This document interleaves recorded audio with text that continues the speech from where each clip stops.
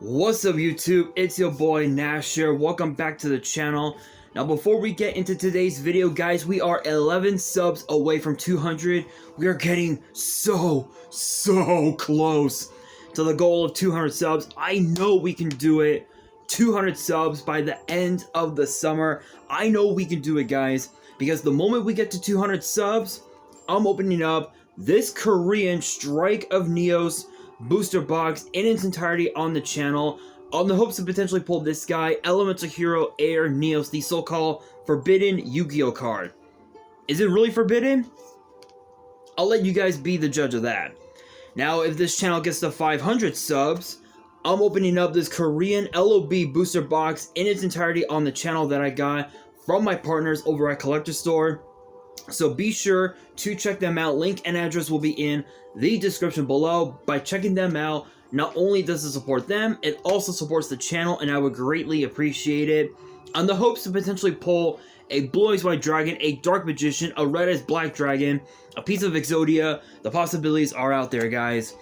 However, if this channel gets to 1,000 subs, I'm opening up this first edition Toon Chaos box in its entirety on the channel that I also got from my partners at Collector Store, on the hopes to potentially pull my second ever collector's rare. Because if you guys remember my Genesis Impact box opening, I pulled this. A collector's rare B Cup from the Underworld. Let me try and take it out of the sleeve really quickly. There we go. Look at that, guys. Look at the beauty on this card. This camera does it justice. This camera does it justice completely. It is gorgeous. I am planning to get this graded because it actually looks really good. It literally looks like it could be a 10. It could be a 10. So if you guys want to see these boxes, see those boxes get opened, maybe you guys want more episodes of WWE's Biggest Issue. Maybe you guys want more episodes of Yu-Gi-Oh's Biggest Issue. Deck profiles, card discussions, WWE topic videos, or maybe, just maybe, you guys want some premium live event predictions and results.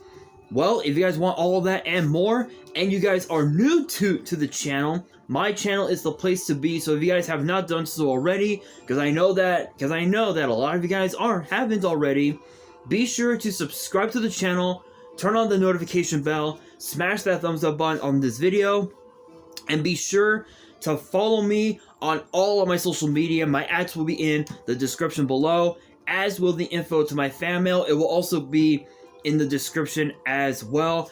And I want you guys to post in the comments below answering the question of the day, which is this.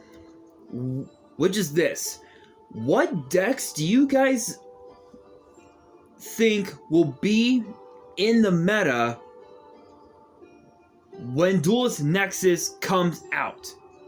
If that question makes sense, let me know down in the comments below, because for today's video, we're gonna take a step back away from Age of Overlord and go back to Duelist Nexus, because we have the brand new Tistina archetype that has just been revealed.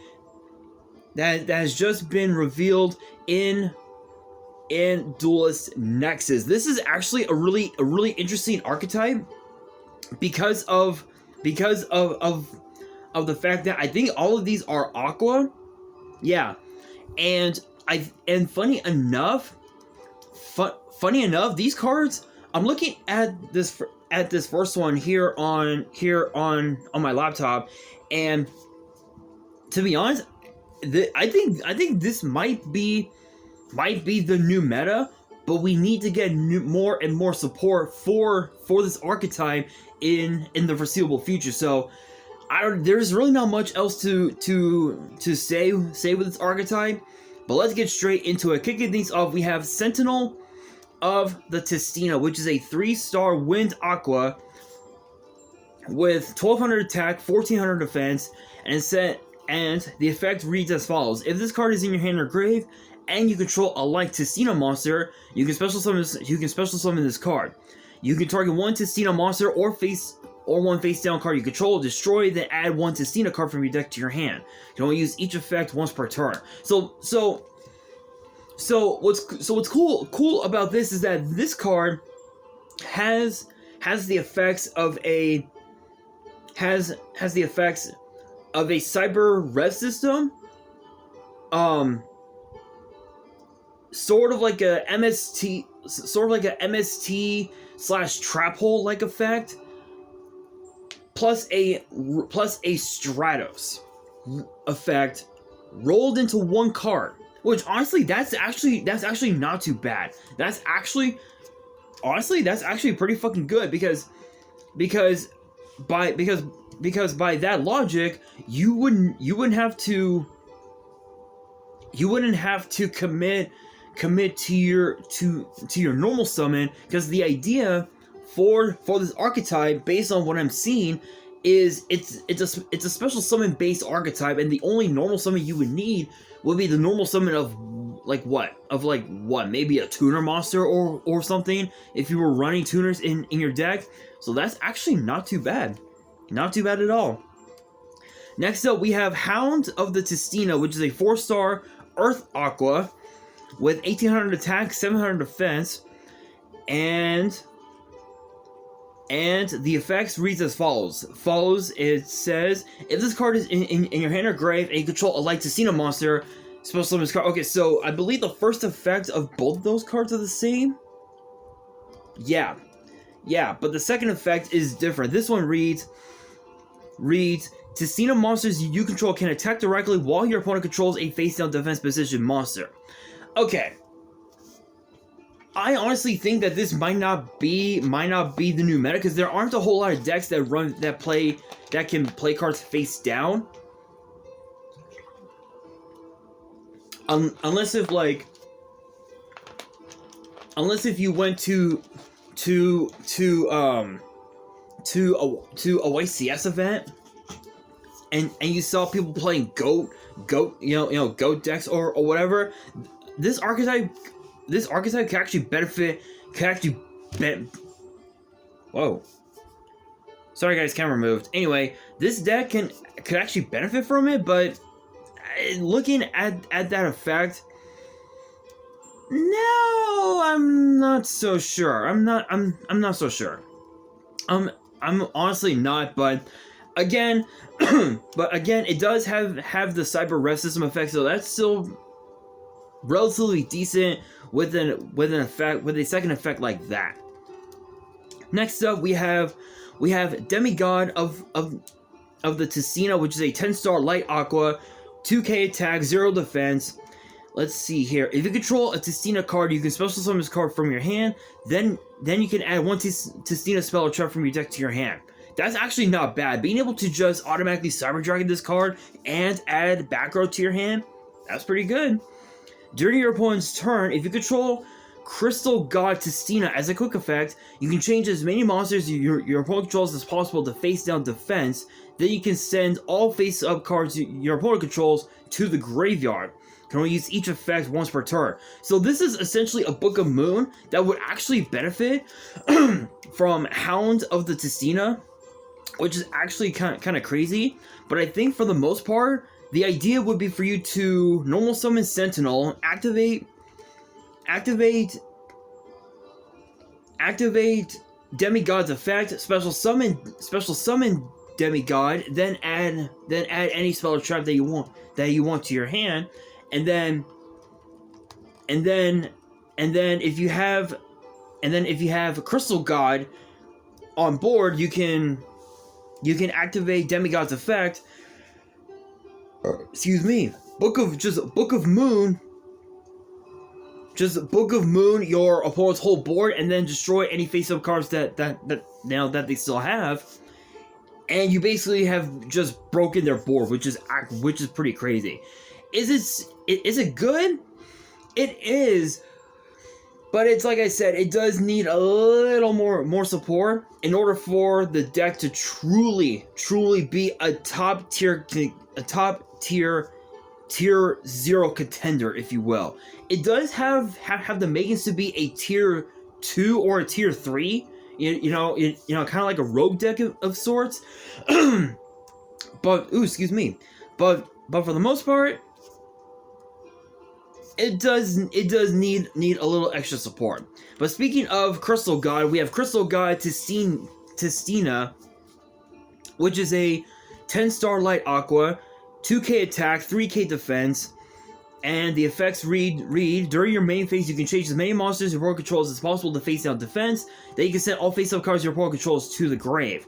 If this card in its owner's possession is destroyed by an opponent's card, you can change as many monsters your opponent controls as possible to face down defense, then send all face-up cards your opponent controls to the grave. So this is a good way to just easily break boards, just by using both effects, which is actually pretty good. Not much else to say about that.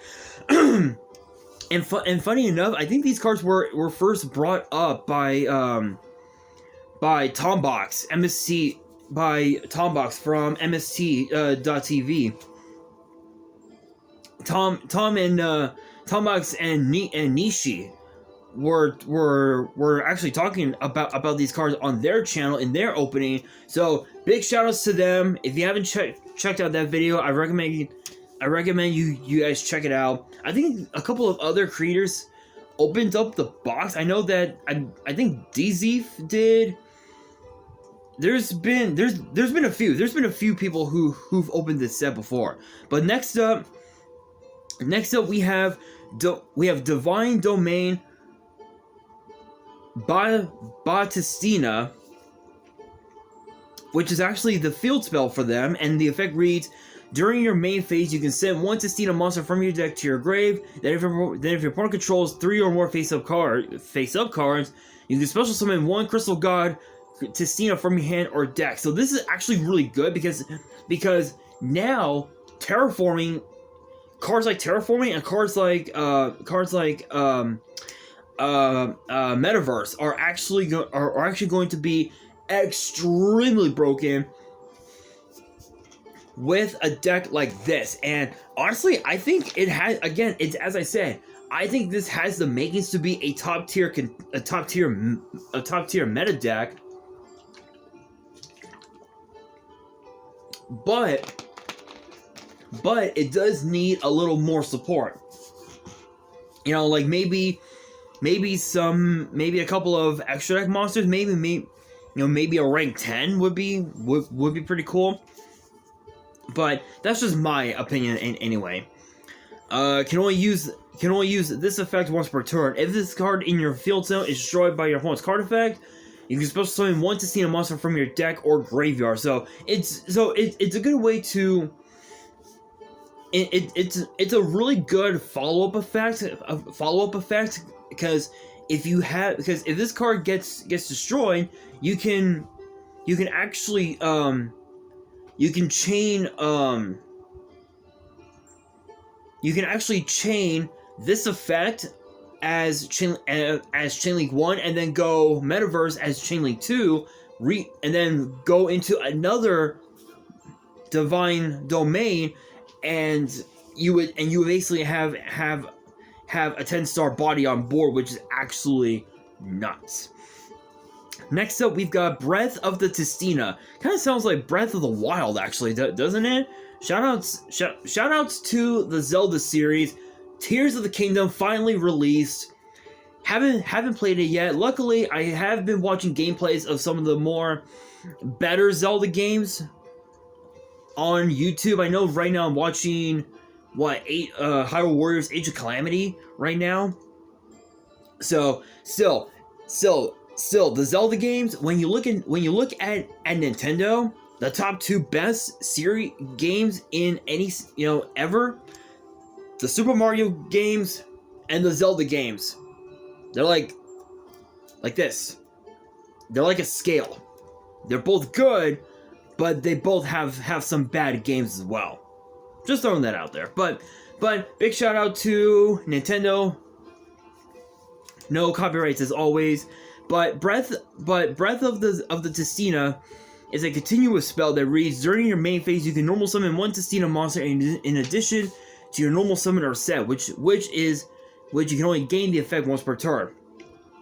You can target one face-up monster you control, or if you control a like Tistina monster, you can target one face-up monster on the field. Instead, change that monster to face-down defense, then add one Tistina card from your deck to your hand, except this card. So this is actually really cool because not only is this a double summon, but it also allows you to just Book of Moon any monster on board, and then just rota out any Tistina card to your hand from the deck, which actually is pretty fucking good. That's actually pretty nuts.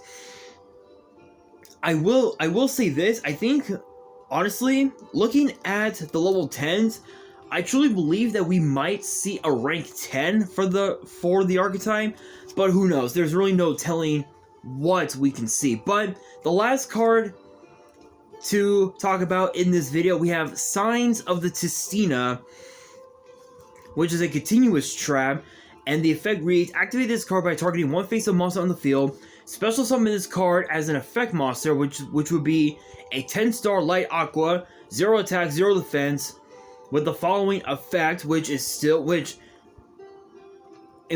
they have in parentheses saying this card is also still a trap, which is kind of bullshit if you ask me, in my personal opinion.